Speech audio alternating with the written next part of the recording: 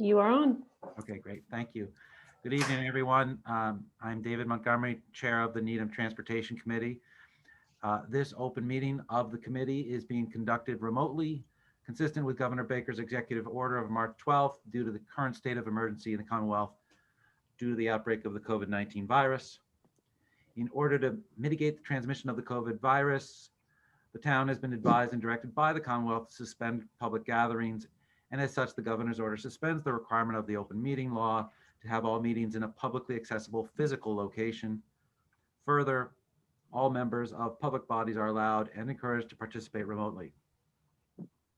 The order allows public bodies to meet entirely remotely so long as reasonable public access is afforded so that the public can follow along with the deliberations of the meeting.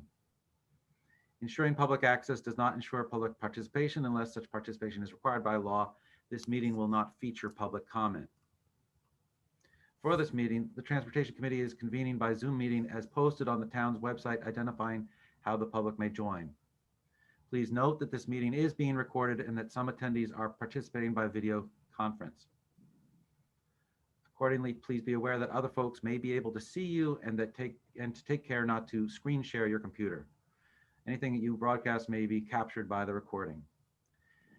And the other formality I wish to just share, which some of you may know already, but we need to start out with introductions and take a roll call presence, and any vote we take, including a vote to adjourn, will also be taken by roll call.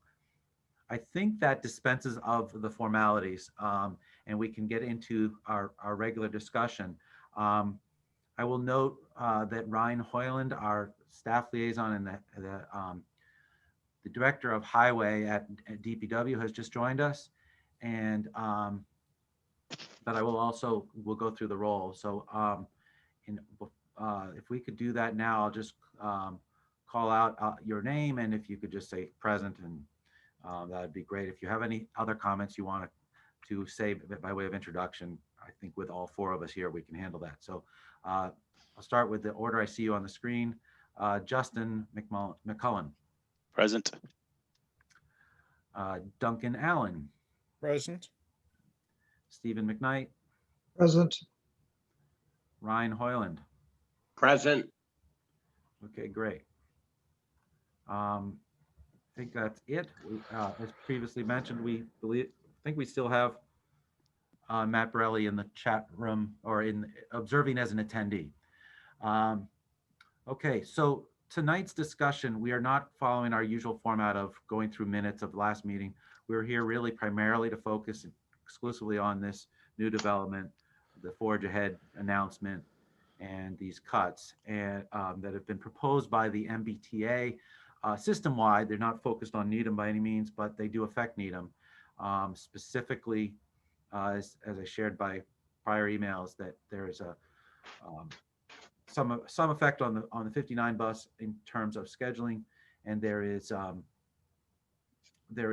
definite more effect on the commuter rail in terms of doing away entirely with a proposal to do away entirely with the weekend service, and also to reduce the service during the day, which up till this point has been, as I understand it, it's been running at pre-COVID schedule. If I'm wrong in that, please somebody tell me. So what I would like to do is sort of go right to a general discussion, but if people would just sort of signal they want to talk, I'll shepherd it that way. I would like to throw out the following questions for our consideration. One is, if there's any confusion about what's being proposed and you feel like you need a better explanation of that, I might call on have the conversation flesh that out a little bit for all of our benefit. I think an important variation on the question is there any viable alternative to what's being proposed? You know, it's one thing to just put up our hand and say, no, we don't like this, but I think we have to act in the world we live in and ask ourselves that question too. What possible alternatives are we aware of, or might be out there? Can we live with what's being proposed what do we know, if anything, about the various suggestions in the news about alternative funding mechanisms? And is this something? I don't want to gear all our energy up to only what we've learned in the last 3 days. If you all are aware of anything else going on that would be applicable to what we advise the select board, I think that could be helpful. And are there other players in who work with and for the town? I'm thinking specifically of our state House and Senate representatives. Is there some role for them that we need to be in dialogue, or we would urge, I should say, our select board to be in some way working with them? And lastly, the last question I can think of is, for the moment, is what does our prior experience tell us? Duncan, you're one of the veterans, and maybe Steve, you were here too at the time when we were working so hard to restore commuter rail service.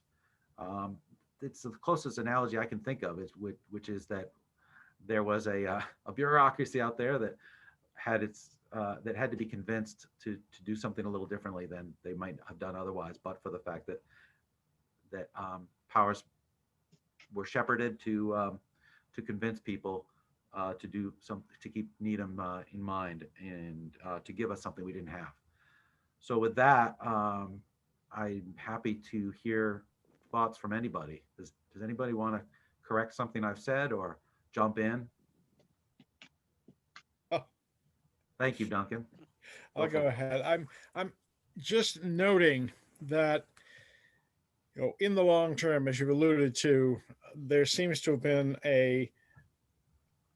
not much ability to sort of trade off or consider, intermodal considerations. To a certain extent, a budget is set for a mode. This is what they're going to spend. And sometimes it seems a little inflexible when it comes up against situations like the present. So that, it does occur to me that, it's a fairly expensive proposition to run a full or even nearly full commuter rail schedule when ridership is as much lower as it has historically been. On the other hand, the bus service, once or twice we had a couple of situations where we said, maybe with, more frequent bus service, particularly on the weekends, might, serve to offset changes on the commuter rail side. And that doesn't seem to be an easy discussion to have with the T. And I'm just wondering if that's something that could be on the table. The other issue kind of is the response time. If what sets the operation is an annual budget, you're sort of making decisions for a year at a time when what you're facing is changing month to month. And the sort of question, if you make a massive cutback, what is your route to bring service back, and how flexible can you be in doing that? And that's something that has me just a little concerned and wanting to explore further. Yeah. In the presentation, I've attended a couple presentations so far from the MBTA, and the way they have framed it publicly anyway is, we want to hear from you. We want to hear your responses. We want to hear what suggested changes you would make, and what would be your priorities if and as they have more resources to put back into the system. Yeah. And it's hard. You look at the schedule that's involved here. It sounds like they're going to be making decision. The Financial Control Board is going to vote in early December.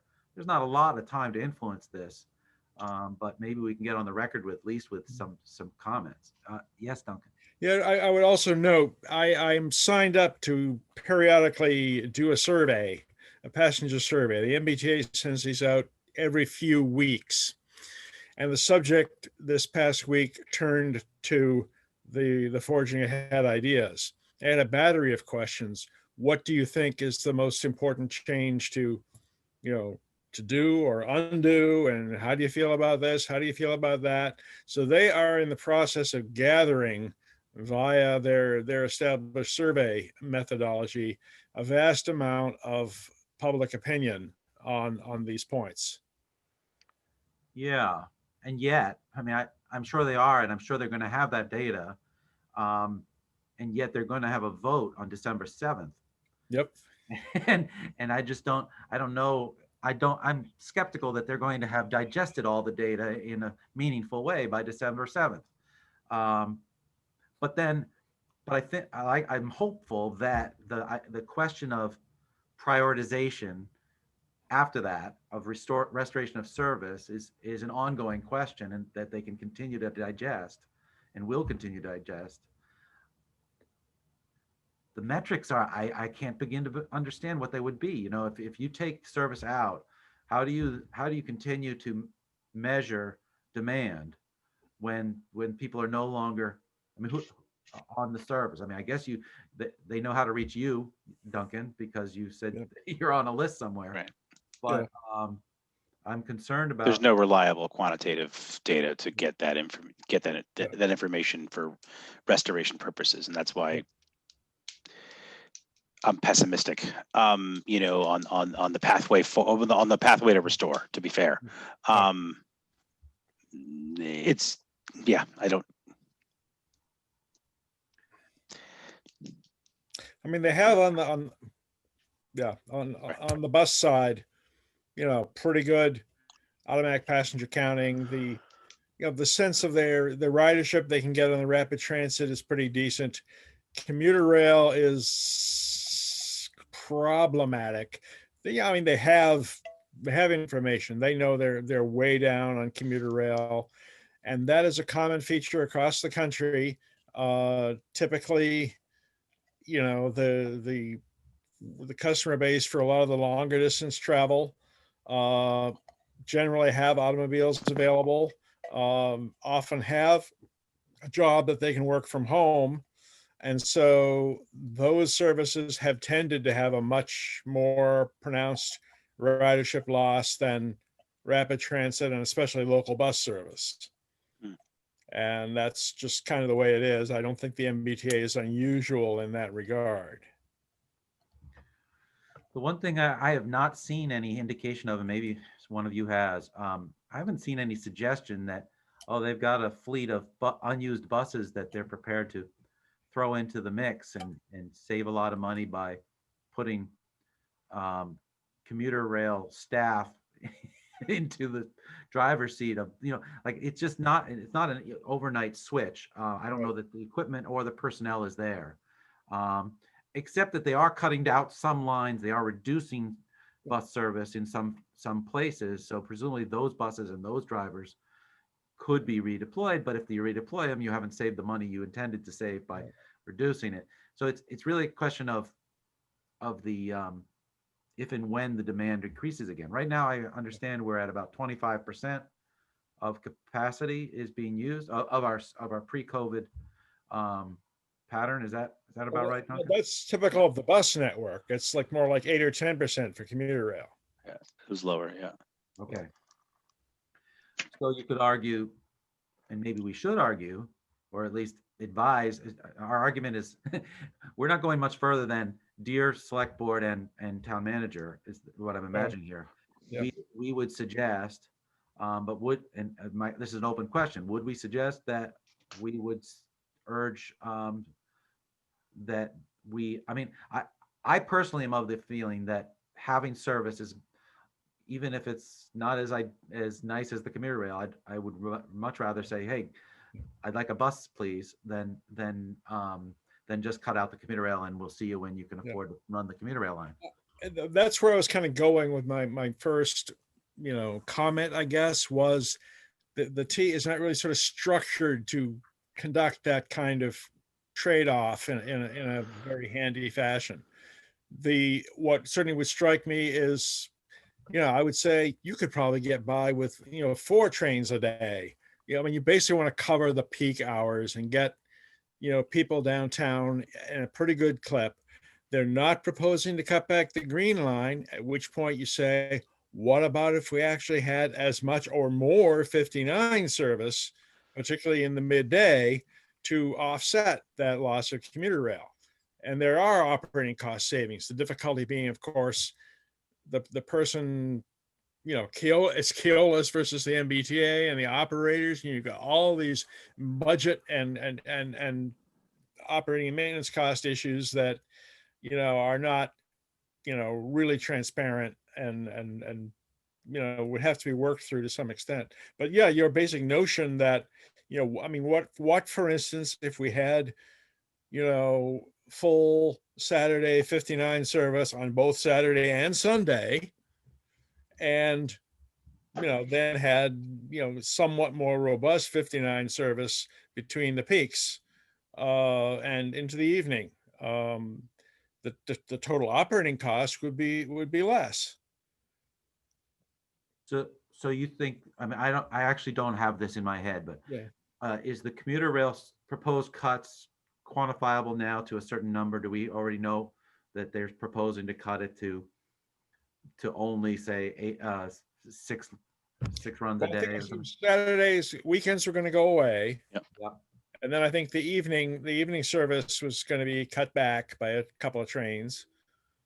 Anything So, after 9. Sorry, Anything Steve? after 9 doesn't run. yeah. And that, doesn't that make sense? The governor has a 10 p.m. curfew, right? Yeah. I guess my question is, That's not going to be in perpetuity. The curfew is going to be ending before budget cycles. But yes, when we're talking about going forward, I don't think, Yeah. but yeah. but I think what Duncan is throwing out for consideration is, though they haven't proposed it, might it make sense to consider midday service cuts at the commuter rail if and only if we can get increased bus service in exchange for that, not just during those midday times but for the weekend time that we need connections to the Green Line. Justin, yeah. Mr. Chairman, it looks like on the participants, attendees, looks like Denise Garlick is listed as an attendee and her hand is up. Well, So we're just putting that out there for your attention. Thank you. Would you like me to allow her It's up to you, to Mr. Chairman. Yes, please.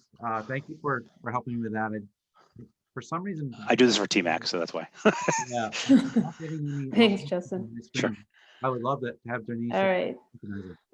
Representative Garlick, you should be able to, You're muted right now, Looks Denise. like- yeah, you should be able to unmute now. There you go. Yeah, so Justin, number one, thank you very much. Number two, I just wanted you to know that I was present, that I'm listening, going to work with our great transportation committee and our board of selectmen who are deeply concerned about what we're hearing about this initiative. So I look forward to listening and learning and getting an action plan. So hello to everyone this evening. Great. And Denise, I don't know if you were listening when we said earlier that we're kind of one of the questions we have is how best to have a coordinated response. Our role is kind of limited to giving our feedback to the town manager and to the select board, and I'm sure that they in turn will be coordinating with you. But we recognize that you and Rebecca Rausch and Senator Rush are probably all involved and interested and concerned, and there'll be a coordinated a reason for having coordinated response.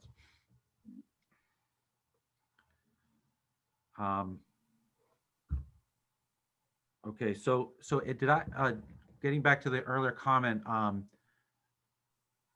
Duncan, did I capture what you were saying right? That you were saying there might be a role for saying we could live with some cuts you haven't even mentioned yet, if and only if can you give us some service on the weekend? I'm not sure exactly when Denise joined us, but yes, the awkward thing is that, bus is one world and commuter rail is another world. And Right. things are not, with the budget cycle and everything else, things are not set up to be as Fluid and flexible, yeah. as some other agencies are. I'll stop there. So the question sort of be, how responsive can you be to this? I think we do have to acknowledge that, the drop in ridership on the commuter rail, as is true for every other big transit system in the US, is a lot sharper than it is on the local services, because that clientele does have more choice on average about how to travel. They've got a car, and if they want to travel by themselves, they can do that. And also very increasingly is more able to stay at home.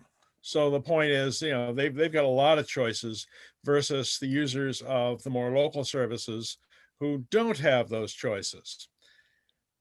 However, the thing that keeps occurring to me is, by eliminating commuter rails, trains are very expensive to operate, and cutting out the midday service, you're probably not impacting many people at all on the Needham line. I'm out a lot and I don't see anybody getting on and off the train at Hersey during the day.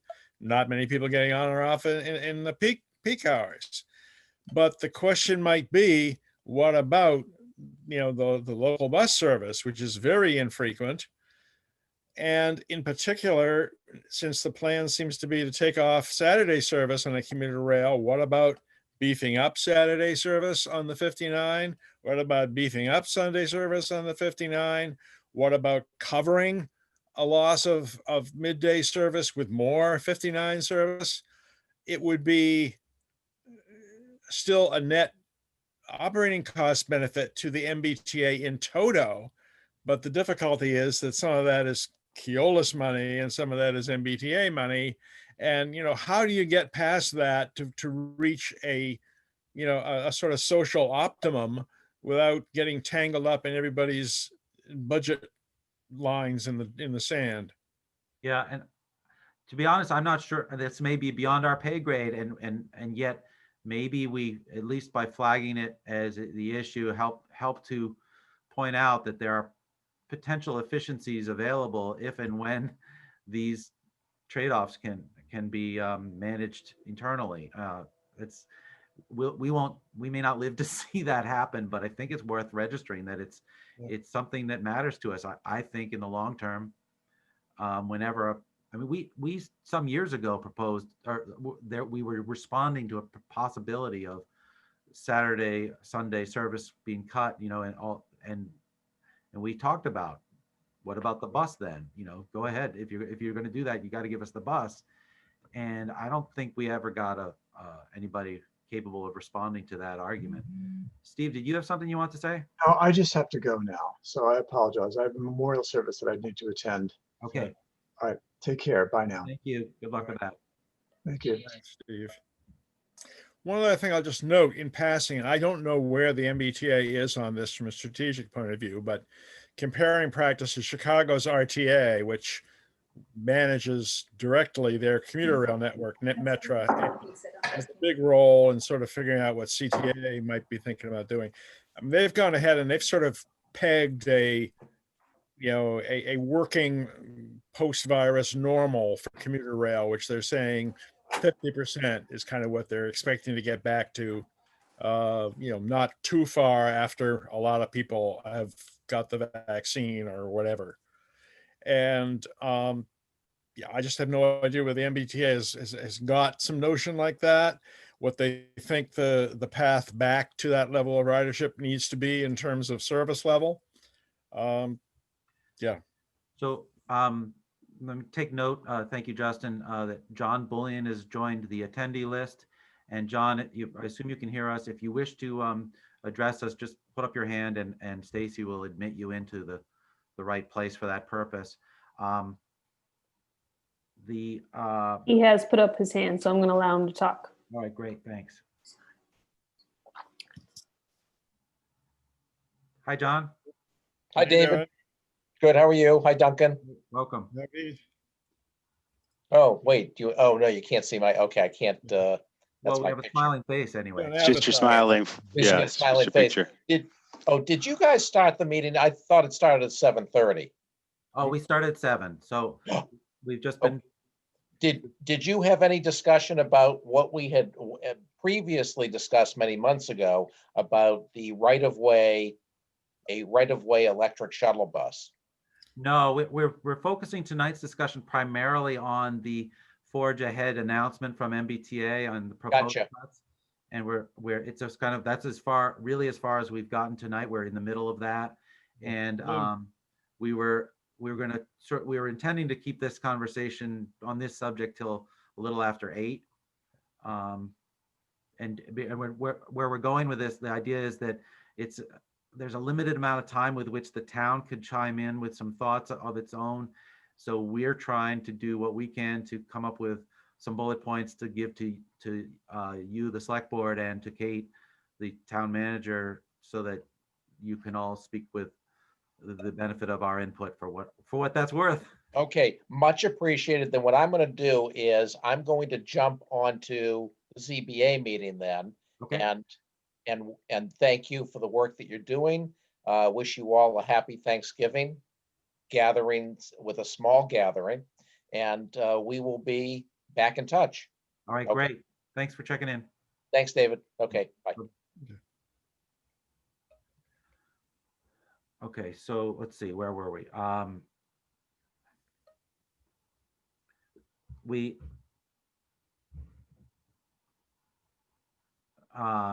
were wanting to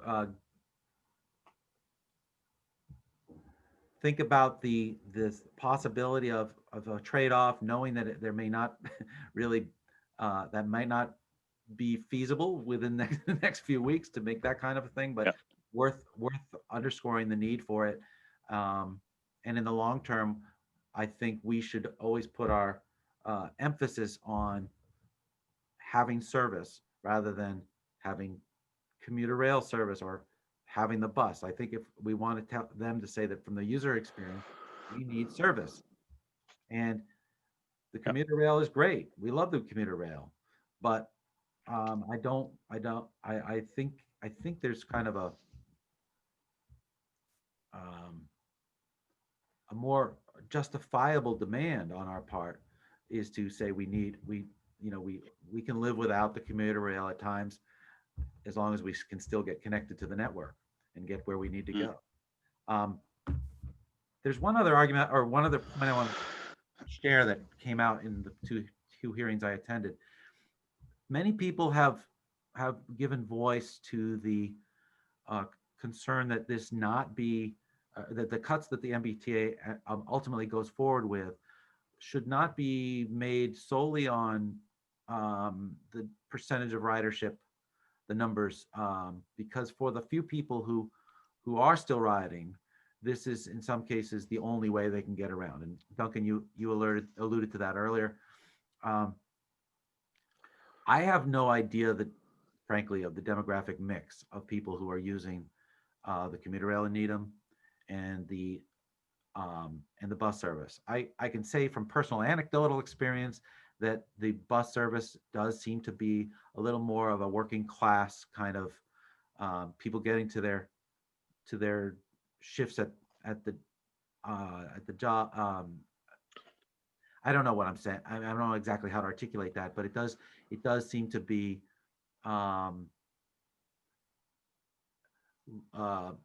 should I say more blue collar than white collar, and the commuter rail, I would say the opposite.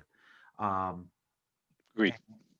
I would note that again, I think the T recognizes this in for instance, not planning to do cutbacks on the Green Line, and that sort of more local nature of the clientele. I think it's more local than long distance. There is a blue collar, white collar, but and that's why I think the 59. I mean, it's not heavily traveled, but it is serving that market. It's serving people, for instance, who have to get to Needham to work a lot more effectively than the commuter rail does.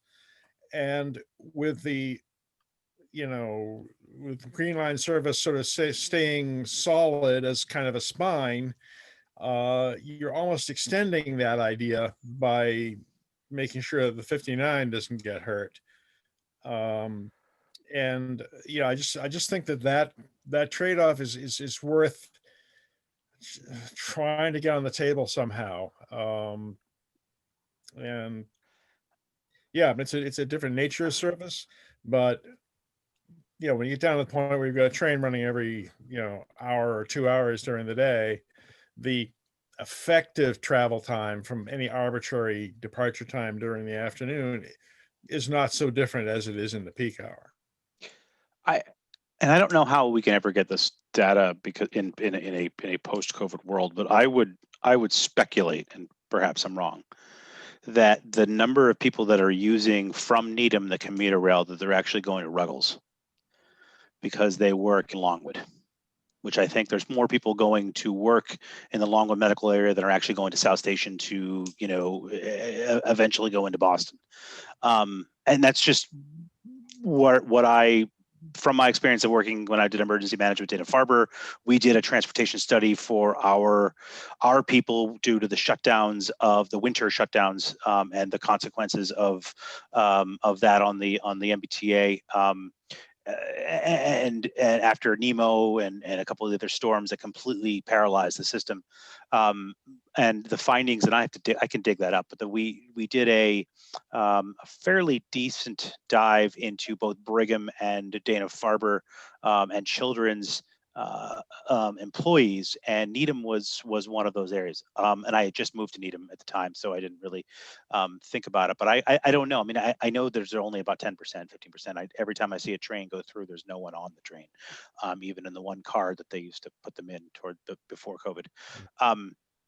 But I don't know. I don't know where they're all going. You know what I mean? If they're going to the end or not, or whether there is a spot. Ruggles is a destination for people to get into Longwood medical area. So that I would put in our essential. If we could, formulate an argument to make a case to not reduce down to zero or whatever it may be, or working, as acknowledging the fact that we do have folks that do use the train to go into our Longwood medical or even Mass General, honestly.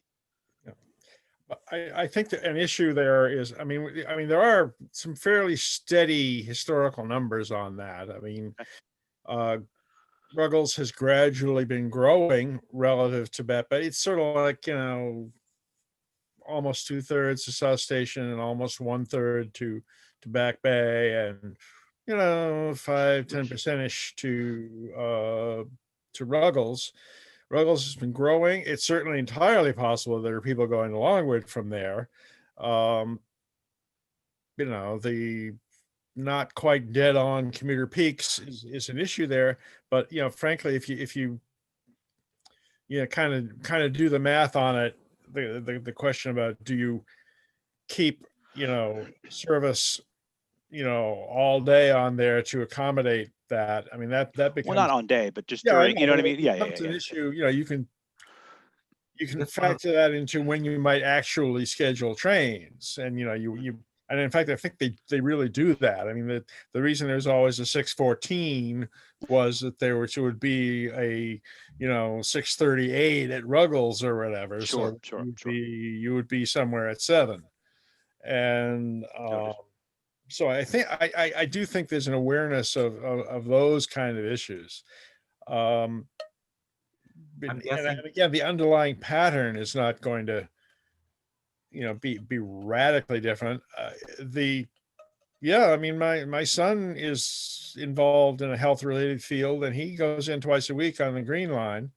The people are still making those trips. But I think, we don't have micro data, but you can make educated guesses based on the relative modal totals and the previous patterns. Sure. I'm guessing that trying to think around medical staff and their schedules is a really challenging one, because they're there all the time. I mean, they're people working at all hours, and You know, you can talk about, well, we need to have service getting to the Ruggles or Longwood area, but if you're gonna have service, if people need to get there because they're staffing the hospitals, they need to get there at all hours. And I think it's just more of a general comment that I don't think we want to. I don't think we want to say, we want to acknowledge that we're going to be obviously giving up to whatever the MBTA wants to do. And I think the train has left the station, pun intended, on certain cuts that they're going to do, and whether Needham and Selectmen and our and our representatives, no matter how much they comment, I believe there are certain cuts that are already going to be made. Yeah. But I think that as a part of a position statement saying that there are some folks, even in this COVID world, that are still going to work. The U.S. nationwide average, 29% of people can only do their job at home. That's obviously more so in Needham. 29 is nationwide. But nonetheless, not everyone can work from home, and they still will need transportation either to Needham or from Needham. And trying to advocate for as much. Obviously, if we're going to lose train, then we need to push the bus. Yeah. I wonder if I could just try to grab Denise if she's still listening. Are you there, Denise? I'm right here, Hey, David. Thanks. Denise, you are a player up there on Beacon Hill, and I'm just wondering is there a I mean, I'm sure that you and your colleagues are frustrated and very concerned about these cuts, but is there any alternative funding mechanism that people are playing around with as a political matter within the legislature? So David, at this point, you might remember that the House of Representatives in March voted for the 5-cent gas tax to be dedicated to transportation. And we passed that gas tax, but the state Senate did not take it up. So right now, there is not additional money as I see it. But I wanted to say, in responding to my many colleagues who are deeply upset about this, I expect there are going to be very robust conversations. And for people of the town who might be listening, I am appalled at this move by the Secretary of Transportation, and I don't accept, because the ridership is low, that there's a need to cancel these services at this time, because everything that we did in the state budget was to sustain services in all of our agencies, even though there's underutilization presently, with the belief that there will be a time that this COVID vaccine has been released and people need to be able to go back. My greatest fear, and we've fought this fight on the train together before, my greatest fear is if they cut our services, we will not, N-O-T, get them back. And so I'm prepared to do whatever it is to fight for these services. And I just want to remind everyone, we are the first stop on the Needham commuter rail line, that you don't see people on the train. We go from Needham to West Roxbury to Bellevue to Rosendale to Back Bay, to Longwood, right, to Ruggles, which is the biggest hub of any of the stations, and then into Back Bay, long before we get to South Station. And I have had family members who live in West Roxbury on the Bellevue station, and it is standing room only when the train gets there. So we need to fight not only for services for Needham, but we have to understand what that commuter rail line actually means. And, it took a Herculean effort one time to get just Saturday services back. I just think this is a dangerous policy, and it is unlike anything else that is being addressed in the Commonwealth right now, as far as providing resources and sustaining services. Thank you, Denise. Yeah, absolutely. What you're suggesting makes me think you're probably already talking specifically to colleagues in the legislature who are along that line, along the Needham line. As it gets closer into town, there's probably one or two other people who. So Senator Mike Rush, represents half of Needham. His district is Needham into West Roxbury, in And then my colleague is Eddie Coppinger, who actually works in Needham and lives in West Roxbury and represents that constituency. And I want you to know that the legislature is outraged by this plan, outraged by this plan. So you are right, David. The question is, so what? You know, so you're outraged. Where's the money, right? I think we're going to have to do that work. But I would like people very much to take a posture that they are not going to give up services. Well, and I'm wondering if it's realistic to urge something along the lines of make cuts for the next 2 months only. Everything's on the table. We come back to, you know, and you have to justify the cuts, you know, along those lines, so that rather than, it seems like what we're talking about is they're going to make cuts, and then the burden is on everybody to prove there's demand again. That's right. But it seems to me that what you're sort of suggesting is, if we had the assumption that we're going to come back and take and have service again at a date certain, as opposed to we're going to all have to figure out a new metric to justify the service from scratch. So David, I would absolutely support that kind of position. And I would tell you one thing that's counterintuitive to me too. The reason that there is a decrease on the commuter rail is and I agree with Duncan that we've got many people in our community that have the capacity to work remotely and are being allowed to work remotely, right? So that is true. But the second reason is that people are reticent to get on those trains when they don't know how much physical distancing there'll be. They don't know, you know, how many people will be wearing masks, right? So presently, that kind of mode of transportation seems dangerous. It would have been much wiser for the MBTA to look at ways to instill confidence in people who use public transportation. So I just can't tell you how disappointed I am in this proposition about quote unquote forge ahead. Okay. I think Might Duncan, I ask, what to say. I'm not, you know, up to date on West Roxbury. The notion that there is standing room conditions, which they were pre-COVID, certainly in West Roxbury and on into Ruggles. I guess one question that comes to mind is, in how many cars of a peak hour train are people being seated? Duncan, I apologize to you. I wasn't clear. I'm not making the case there's standing room only now. I'm making the case that there was standing room only then.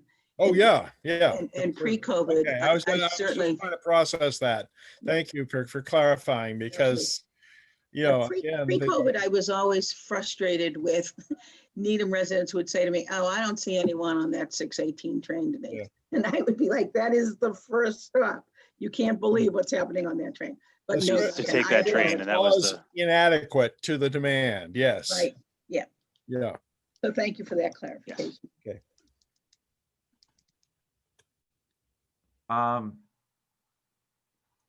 Anyone else have some comments they want to make? Because I'm all ears right now and just want to get as much out in the open. Ryan, I see that you're still there and you're quiet. Do you have anything you'd like to share with us? Hello. Hi. Hi. Just checking in to see if you have anything you want to either offer or ask in this conversation. No, I'm just listening, learning. I have had a couple meetings lately to discuss several projects that tie into the Heights Station as part of, as you know, David, we formed a group on looking for federal and MassDOT monies. So I'll be getting, I didn't want to jump too far ahead. I wanted to brief you first. Yeah. Those meetings have gone really well, and it ties into the bus loop down Highland, Hillside, and the T stations as part of the criteria to move accelerate the projects. But that will, I need to have those conversations with you first and with the group. Yeah. we're going to have a little later in this same meeting, when we're done with, when we feel we've exhausted what we know how to say about this subject of the MBTA proposed cuts, then we will return to a couple of chances for updates. And that includes your, I think item 5 on our agenda, especially Ryan, is update of long-term transportation capital project planning, and that's a chance for you to circle back on some of the stuff we've been going through in the last few weeks. But for now, does anybody have anything else they think could be useful experience here or input for So- advising? Just from, I mean, from what I do as a job from a COVID perspective, if we're looking at a recovery time, more and more companies are looking into doing a distributed workforce model. This kind of has pushed those larger organizations to perhaps do a long-term work from home, either split time, full distributed workforce. My organization has pushed forward that I never need to go back to work ever again. They wanted to, obviously, they're putting that in a package of bow because they want to do a real estate consolidation global project, and they're putting it around a bow and saying, we want to keep you safe. But nonetheless, it's how you package it. But more and more companies are doing that. So continuity planners, the suggestion of perhaps a suspension or a reduction for a certain amount of time kind of came into my head, and I'm thinking, if we were to propose a time that's more realistic than, let's say, 2 months, no one's coming back to work in 2 months. If you're proposing something that's a 6 to 8 month, that maybe truly would actually appeal from a financial perspective of a savings, because that's really what this comes down to, is they have to feel that they're going to save, and they have to save. 2 months I don't think is going to do anything at all. But in reality, even if a vaccine is hitting healthcare workers by December, January, that's a stage 4 emergency use authorizations, clinical trial, 36,000 people, both Pfizer and Moderna. You're looking January, February. You're not looking for mass distribution into the public for another until maybe June. You know what I mean? That's when you're starting to have the impacts of the vaccine are there. So I don't think you're going to have people returning to go into Boston on our transportation system the way they did pre-COVID until June. And our office employees weren't even invited back until May 4th. Other organizations have started to kick the can down. So the idea, I don't know if it was Denise or it was you that suggested the 2 month thing. It just came into my head. That was totally out of the air. I just grabbed. Yeah, but look, but I think it may be feasible if we were to say, how about 8 months, or suggesting 8 months, so that at least the MBTA is saying, okay, that's a reasonable chunk that we can save and do a reduction of 60% of our trains or 70% of our trains, service. We tell them to maybe we think the bus service should be kept up and surged appropriately, and we can make the argument to that it's going to save them money because the reduction of this. But at least suggesting a 6 to 8 month, I think might actually be more palatable, not palpable, to them from a fiscal perspective. Because we're not going to, that train is not going to be full, people going into South Station until August. Well, then you're like, okay, it's summertime. You know what I mean? May push it till September. You know what it comes down to, is you have your summer volume that goes down. In leading up to this meeting, Duncan shared with me an article about the Chicago system. Duncan, maybe you want to summarize that quickly of its relevance, because there was something about their assumptions about. Right. They went ahead and tried to pick a post-COVID new normal number out of the air for the regional commuter rail services, and came up with 50%. My personal opinion is it might be 60. I mean, nobody knows. Sure. But yeah, exactly what you're saying, Justin, about companies, changing their idea of normal. The changing the worksite distribution, telling people they can stay home. Also, there's going to be another factor working the other way as central business district office rents plummet.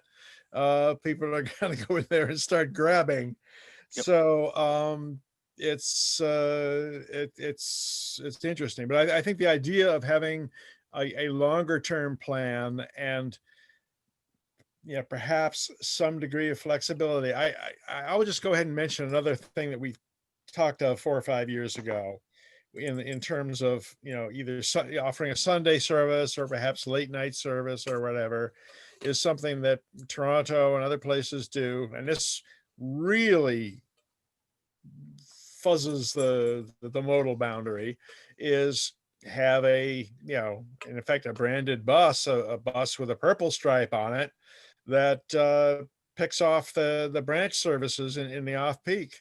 And you have a bus that goes from Needham Heights to Needham Center to Needham Junction, goes down, stops at Hersey, and then goes to Dedham Corporate Center with a time transfer to the Dedham train. You do the same thing with Stoughton. But, to Denise's point, yes, finding an effective interim way to achieve cost savings then sort of puts you back in the position of saying, hey, that was a really great way to save money. Why don't we just keep doing that forever? And, that's the tricky part of dealing with the MBTA as an established mechanism and set of organizations, is there's so much institutional inertia that, Yep. implementing something like that is hard to do.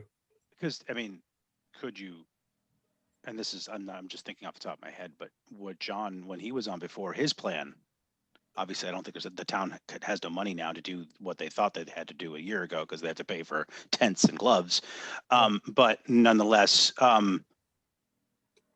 so from a financial perspective, it's not real at all. But if you're looking at a blue sky, okay, well, this is now kind of a time to maybe make the proposal that, the terminus is at Hersey, and, Needham does kind of, it takes over a regional transfer, transit, the stuff that we were talking about before, that I know that, that perhaps, you were going to do some interim study or some initial study using your experiments, that like those conversations might dovetail into the new normal of the MBTA at this point. I mean, it's kind of as the pandemic kind of forced companies to fast forward. Novartis was looking into distributed workforce in 2 years. Pandemic kind of brought that to the light. This pandemic could perhaps, and this reduction of service could perhaps bring into light and bring forward some of the blue sky stuff that we started thinking about before the reality. I know right now there's no money right now because we're paying for tents. So we can't do that, but certainly, at least from a long-term perspective, can we start thinking about that strategically? This might be the linchpin for, starting those. I don't know, I'm just talking out loud now, but.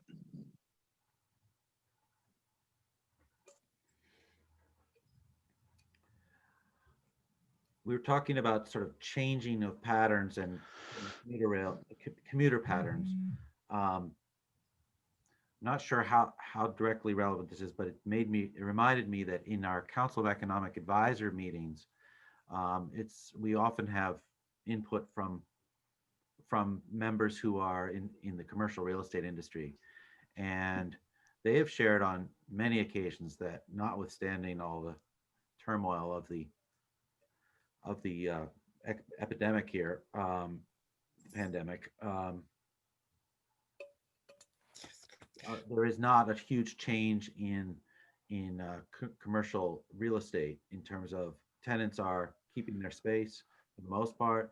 There's a little bit of change, but it's not a major change. What I can imagine is they're keeping the space, but they're not expecting to have the workforce return to it in the numbers that were there before. And that's probably what you're talking about, Justin. Novartis isn't shrinking their space, but fewer people are going to go to it. Sure, Tech Square isn't cheap either. I mean, that's the thing. We're probably the most expensive, other than the Seaport, most expensive per square footage. But yes, no. I mean, I think long term, that's what they were doing.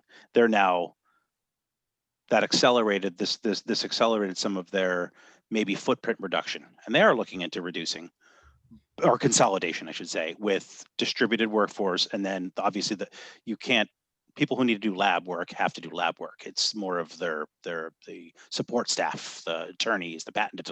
Those are the people that they're looking into distributing their work at home, or maybe even other. I know other companies are starting to say, hey, do we need a footprint in Boston? Can we just keep the smaller footprint in Boston and go out to Framingham and and put a larger office out there for some other folks? Still keep the zip code and the mailing address into Milk Street in Boston, but certain trying to then that's kind of what I've heard has been going on pre-COVID. Looking into rising rents, et cetera. But I think that has accelerated some firms to looking into that. So one of the things I said it in passing, but I think I want to just underscore it now because I think it should be part of what we say to the town powers that be. Mhm. I think one of the problems I have with this proposal is that we're small. We don't have the resources to gauge demand ourselves. Our only chance at influencing this is now, really. I mean, before the cuts go into place. And I think that we need to tell them that we think that the implicitly putting the onus on the towns that receive service to justify the return of demand is not really reasonable. We can never realistically come up with that. It's probably very challenging for the MBTA itself to measure that. I get that. That's why they're looking to sort of Have us do the work. put it into the distant future. Mhm. But they're a lot more. I mean, they're infinitely better capable of doing that than we are. And I think that's the reason that we should be, that's the connection to why we need to say it should be a date certain. And I'm gathering from the last 10 minutes of conversation that we're sort of thinking, at least we being this committee is thinking that an 8-month time frame is about right. Is that what at least the two of you are sort of November 19th. I mean, I would venture and say till September 1st. I mean, knowing that whatever we say is going to the select board, to the town Yeah, manager. I mean, without having the analytics, I'm just going on my experience in both when I was a commuter, both my experience in business continuity planning in Cambridge and working at Novartis. There's a dip in number of ridership in the summer, going into Boston, through August or July. And so I was saying that's 6 months. So add another, well, really, because we're in November. So that's why I was saying September 1st is kind of that deadline. That's what we always say. We always plan everything. The end of the summer, everyone takes vacation and then after Labor Day, whatever it is, that's when the work season starts for a lot of those folks who are going into South Station. Okay. Cambridge. Yeah. I mean, that makes as much sense as anything at this point. I do think the idea of going for a bigger chunk of time makes sense. We are in this very reduced mode for quite a few months yet. Mm-hmm. And it's a big enough difference that some adjustment in the service, is understandable. But I really think that the idea of using buses at increased frequency to make up for some of the shortcomings in, particularly whole sections of the time of day, like evenings and Saturdays, that it's gone, I think should really be remedied somehow. One way to do that, even though it's slower, but given that the Green Line is not being cut back, is to say, maybe run twice as much 59 service. Mm-hmm.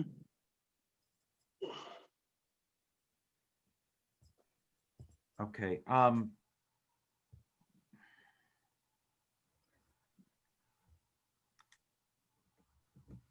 think we've kind of got the point. What we need to say.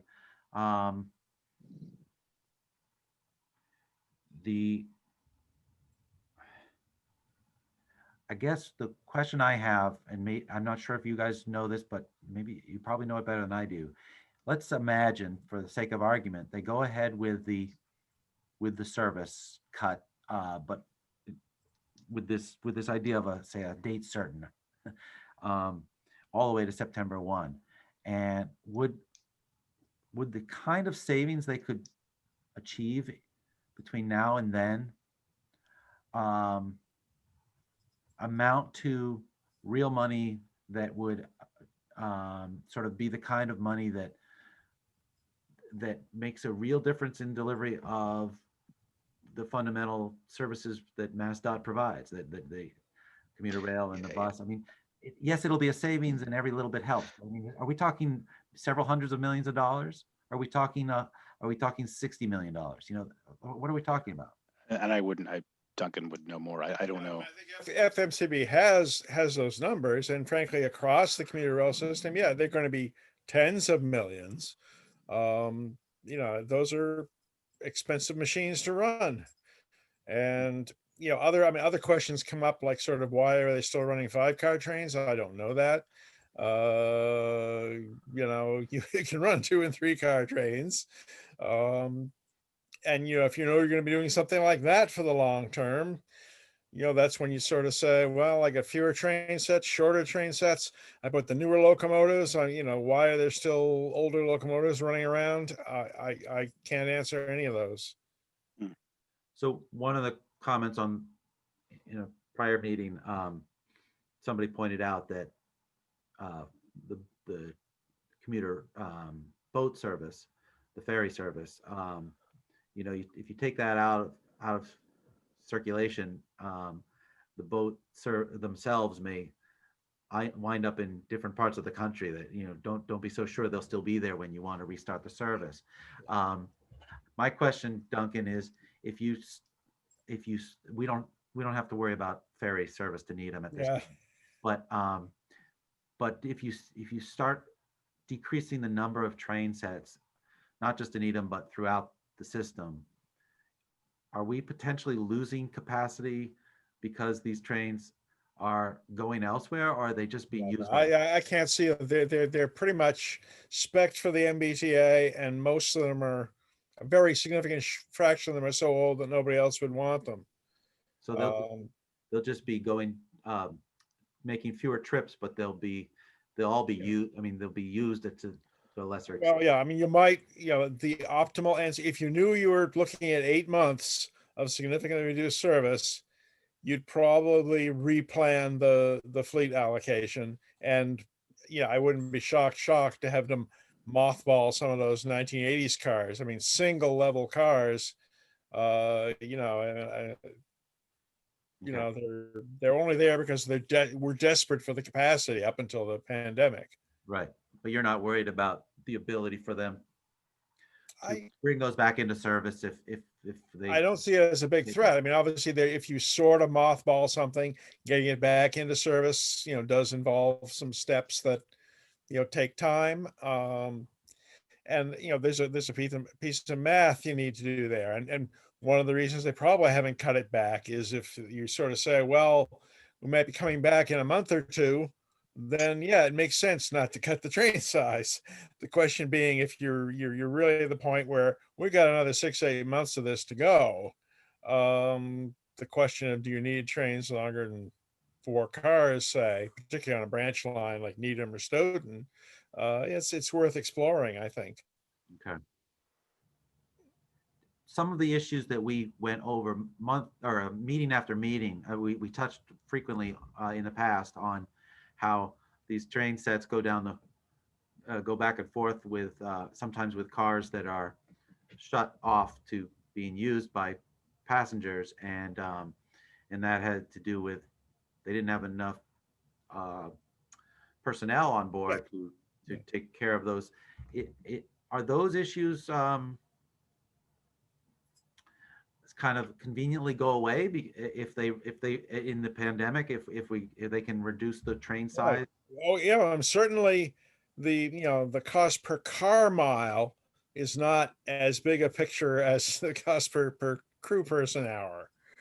And so, yeah, I mean, at this point, they're down to probably the smallest crews they can run with. And, you know, the marginal savings from not hauling another 80 tons of equipment around, you know, is relatively small potatoes to that.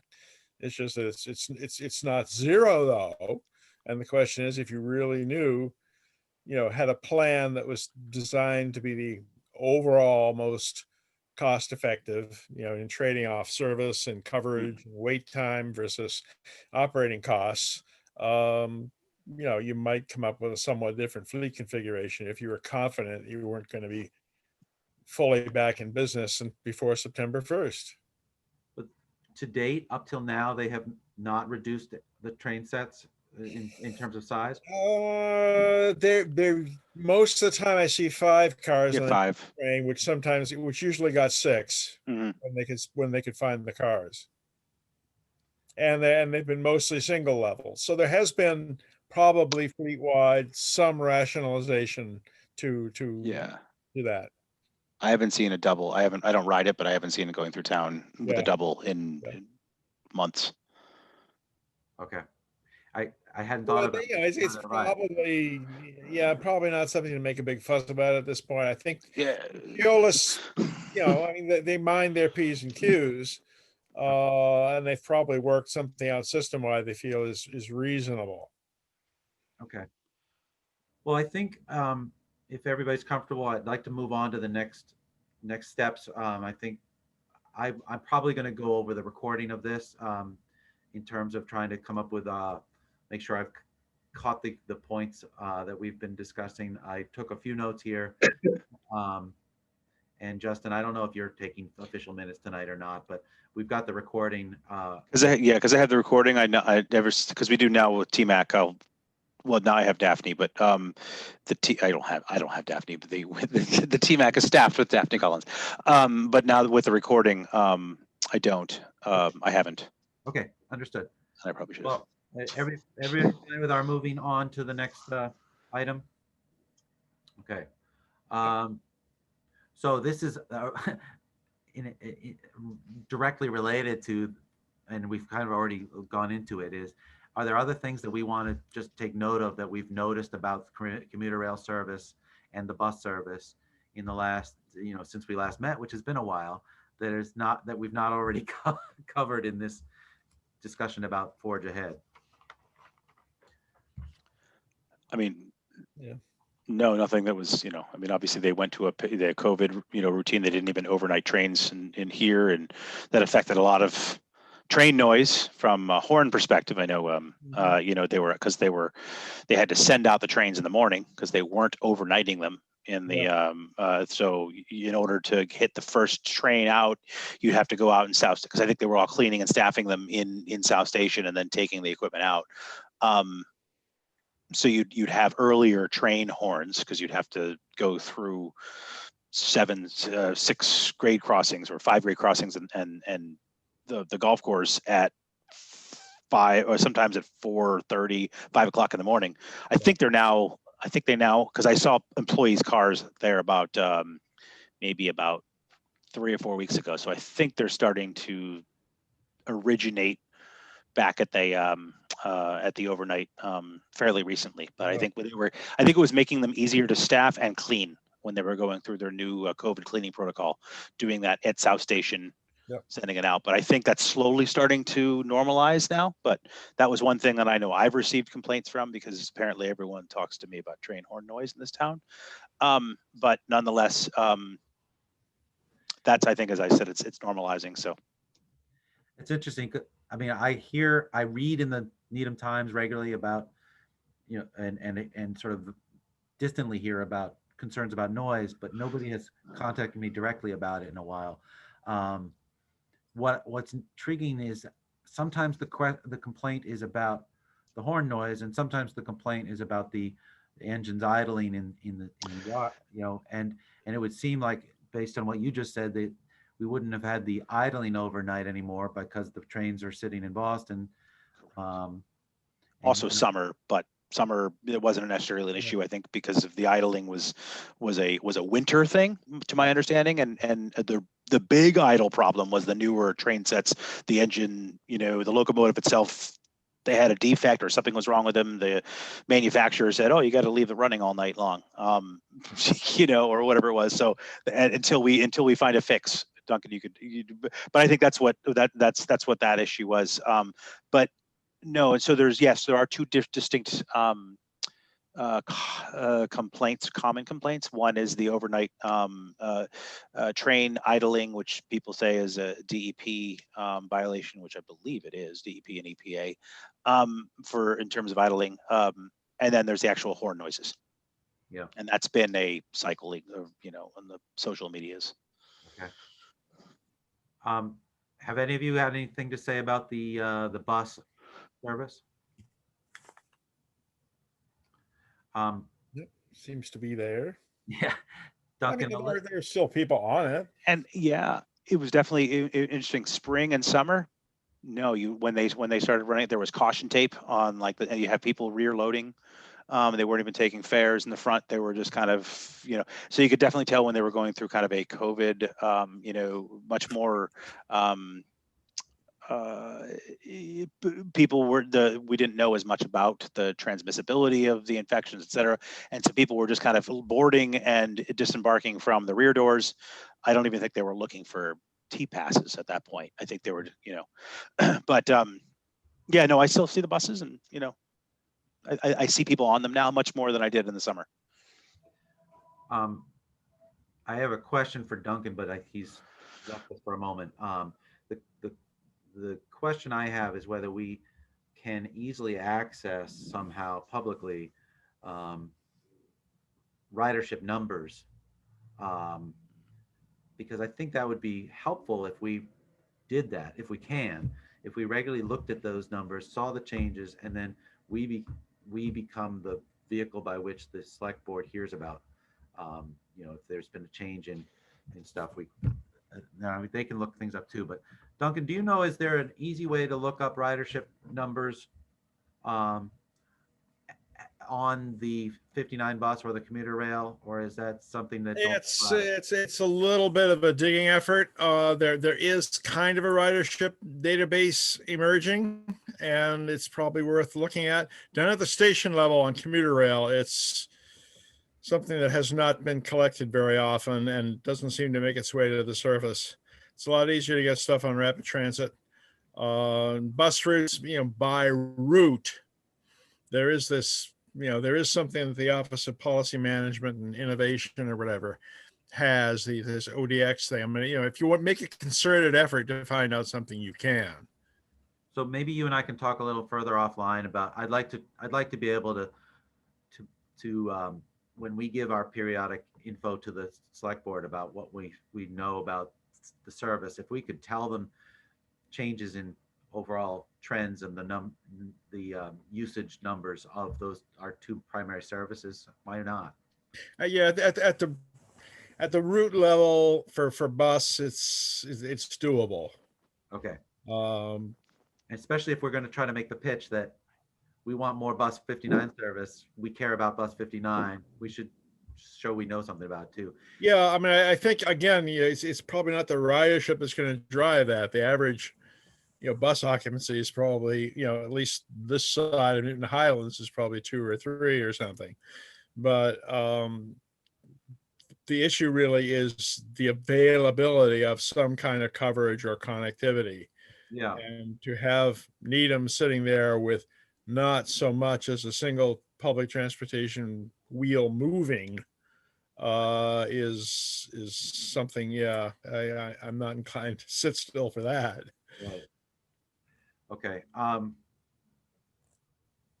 mean, if you're working at one of the large employers, I'm thinking, for instance, the grocery stores or the hospital, and your main way of getting to and from these places in town is some type of public service, you're going to be okay with that bus, even if they're I mean, you're not going to care that there's only 5 other people on the bus time you get on or off, you're gonna Yeah. be, it'll be crucial to you. So, all right. Let's see. I think that's it for commuter updates, observations. Duncan, I think the floor is now yours to say whatever few words you might like to say about where things stand on your project.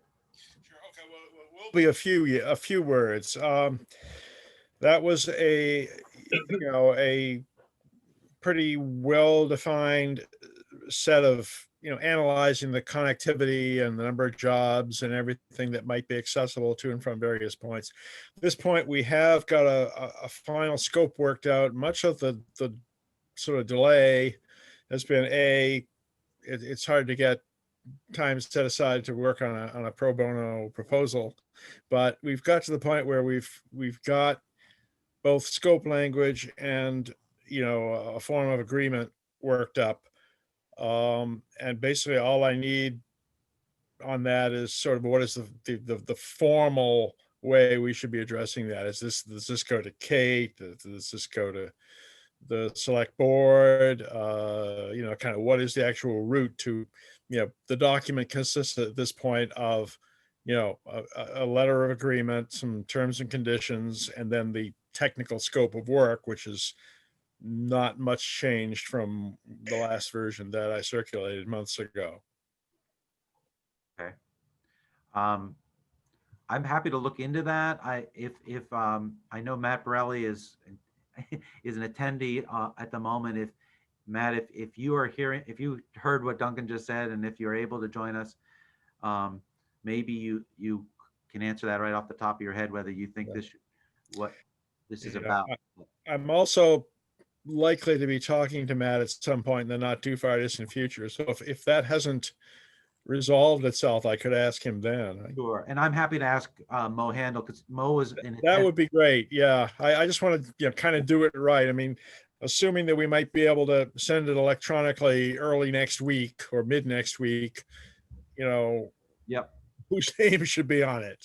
Yeah. How should it be addressed? I mean, I assume it goes to 1471, but yeah. I mean, my first instinct is it should be addressed to the select board and to Kate, but I'd like to confirm it with Mo first before I'll do that. Great. And also Matt was not present when we spoke about it, so he may have no idea what the project we're talking about is. So I don't want to put him on the spot. Okay, so let me just finish the notation about that so I don't forget.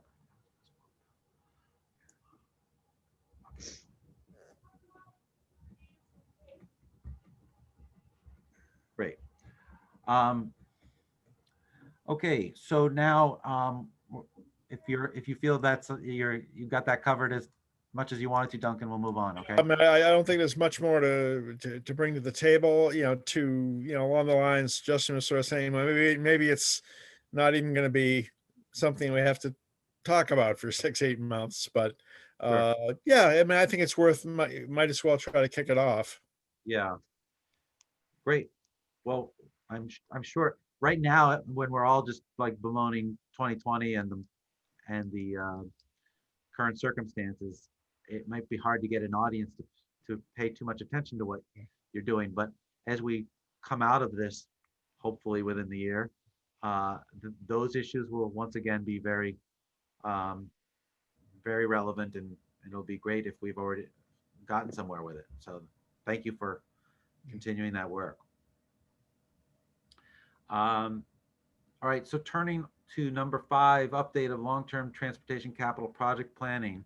I'm going to let Ryan describe to you a recent initiative that has bubbled up within town management that I'm involved with, but only because Ryan brought me in, and I think it's relevant to our work as a committee.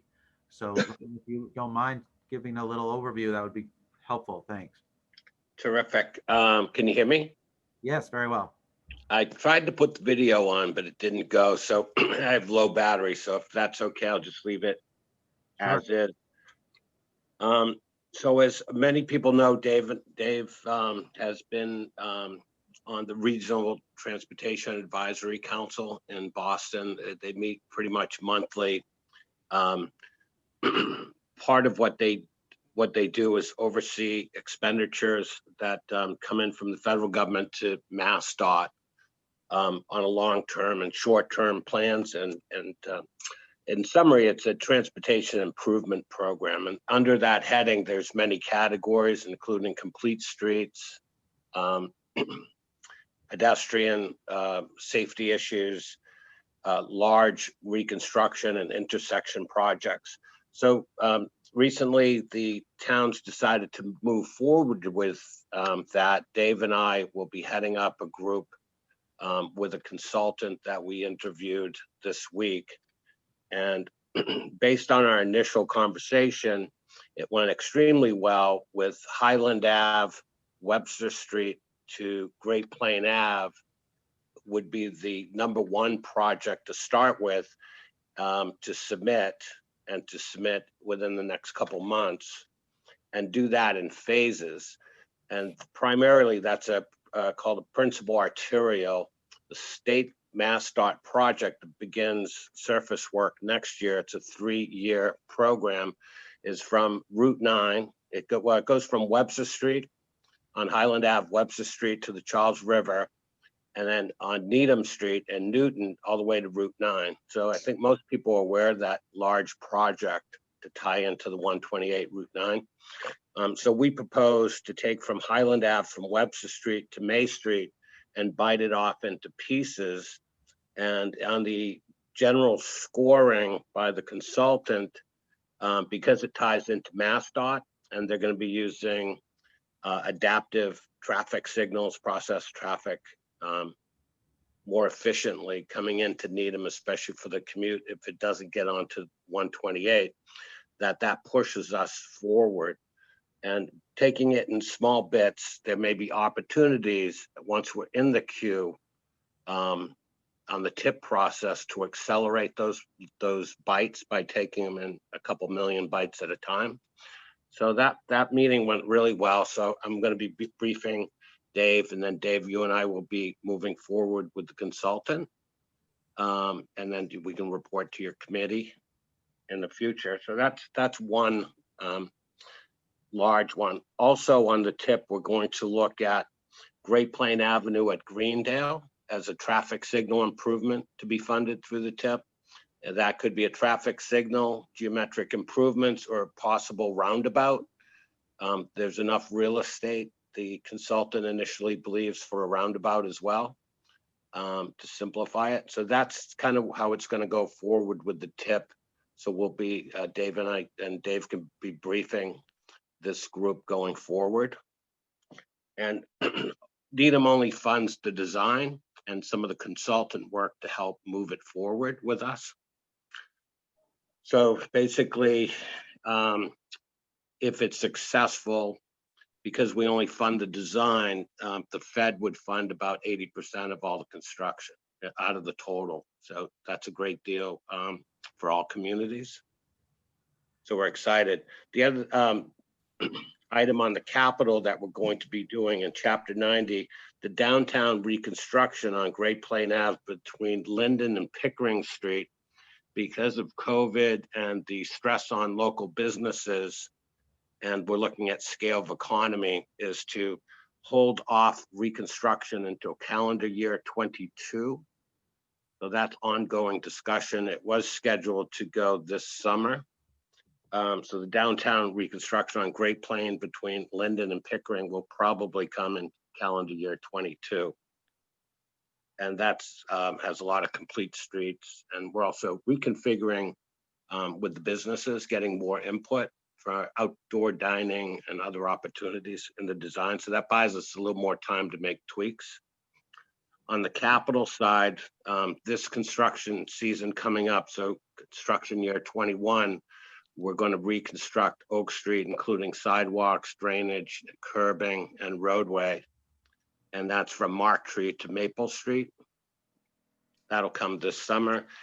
Also, this coming summer will be Central Avenue, Highland to Cedar. I'm sorry, Honeywell to Cedar, Central Avenue, Honeywell to Cedar. The town also submitted Complete Street Tier 3 funding for complete streets, which municipalities can get up to 400,000. We submitted for the full 400,000. The consultant believes we scored pretty high, and the two projects that will be funded if we receive the money, we should know by February, is the reconstruction of the intersection at Dedham Ave, Harris and Warren, which is critical as we all watch the kids cross the street, including handicap ramps, drainage improvements, and narrowing. Right now, it's 125 feet across Harris Avenue in that crosswalk. It's got to be the longest unprotected crosswalk in Needham by far. So that will be reconstructed, including Warren Street for safety. There'll be a flashing beacon across Dedham Ave where there's currently a crosswalk. So that'll be a push to walk rapid flash. Harris Ave is also on there for bike lane and improved pedestrian crossings at all crossings along that critical for the Pollard School, including improved school zone reconfiguration. So we're looking at designs for that and concepts. And that's one thing I'll bring to Dave and probably to the committee at a conceptual level. So you all have that information and can do input. We're still in a concept, even though we submitted the design, it's still in concept. So we can spend the winter to discuss and revise it based on the budget. If we go over 400,000, the town's prepared to add capital or operating budget to complete those two projects. So it's Dedham Ave, Harris Warren intersection, and Harris Ave, including bike lanes and improved pedestrian crossing and school zone improvements at the Pollard. One other thing I could add is the town's been negotiating with Eversource Electrical. They're on South Street, as we all know. The town is going to allow Eversource to continue work through the winter. They say they'll be completed by the end of December. Don't know. There's going to be restrictions on the plating for snow and ice and safety. But so South Street, they're working towards High Rock. That's going to continue. We usually shut down November 15th, but it's a special consideration. So the town's allowing that work to go. So there'll be a lot of road closures and issues for probably another 2 months. And that's about it for the roads right now. Thank you, Ryan. Just one little bit of clarification in case it wasn't obvious to you guys. The first two big projects that Ryan mentioned, those are sort of, it's kind of like a working group to think this through. It's not an active proposed project yet, but it's a good idea that we are that there's now going to be a small working group of people, of which Ryan and I are both on it. There's a couple other people, and we're trying to think through and work with the powers that be within MassDOT to explore those projects. So he was referring to the revisiting of the Highland Avenue from Webster on down into the center of town, essentially, and then he also mentioned that possible the down by St. Bart's there, the Greendale Great Plain. Yeah, great plan. yeah, those, neither of those has materialized into a project that we are pursuing yet. But they are Right. projects that are something that might get there, and this is kind of along. We all took notice of the fact that the project, the Needham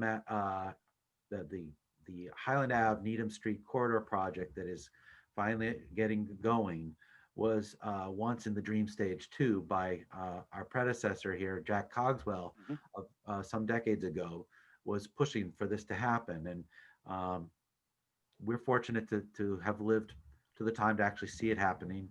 I know Denise played no small part in trying and getting that to happen too. So it's kind of thing, it takes a lot of players and a lot of time. But we thought it was worth pursuing the formal mechanisms of seeking assistance from the State Department of Transportation. And then also that is the same mechanism that starts the MPO process too. So that it can at times lead to money that allocated through the MPO. It's all sort of initially starts in the same place. So that's just a further clarification of That third project, the Dedham Harris Warren Rain, when is that? What stage is that in terms of? Is that for 22 Sure. or 23? The consultant got back to us recently thinking that it scored well, and there is funding in MassDOT for these complete streets and that we're in the queue. They believe we should know if we have received the funding by February or March at the latest. If we receive the funding, we'll be ready to go with, we're already in multiple design concept stages. Yeah. So we're paralleling it ahead of receiving funding. So if we get that funding, Justin, we plan on doing it construction season 2021. Okay. No, that's great. And maybe just to maybe have you report maybe on some of this blue sky to TMAC, because I think that would be applicable for some of the requests that we get in, so that we can know how we're, know what the long-term projects are. I think the committee members might be aware, but that's a different committee. So Yeah. Go back to your committee. And I'm honored to be asked to participate in this thing, but I am not pushing a project. I'm more listening and then saying, okay, so the town has identified these projects. Now, how can I help with the people I know at MassDOT and at MPO in sort of, to the extent so that the left hand knows also what the right hand is proposing. Right. I'm cognizant that we are already over our designated time. And so I'd like to ask now if anybody has any member announcements or whether we should, go ahead. And if you do, please so speak up. But if not, I will ask for, I'll move toward concluding things. So anybody have anything else they'd like to add that we bring to our collective attention? Okay, well then I think I would like to entertain a motion to adjourn, which will be, if we get there, will be followed by a roll call for that purpose. Motion to adjourn. Need a second, you've got one. Okay, all in favor, say aye. Aye. But Aye. that's just I know. I guess we have to go through the. You do. You do. So, Justin. Aye. Duncan. Aye. I think we are the only members. I, as the chair, will say aye as well. I think our guests don't vote on this. So thank you all for coming. We are adjourned, and thank you, Stacy, for your help with Setting up. Yep. And good night to everybody. Have a great holiday. You as well. I'll plan on throwing something together in the next few days, and I'll probably circulate it to all of you. Thanks. Great. Great. Thanks, Thank you. everyone. Good night. Take Bye. care, Ray. Bye-bye.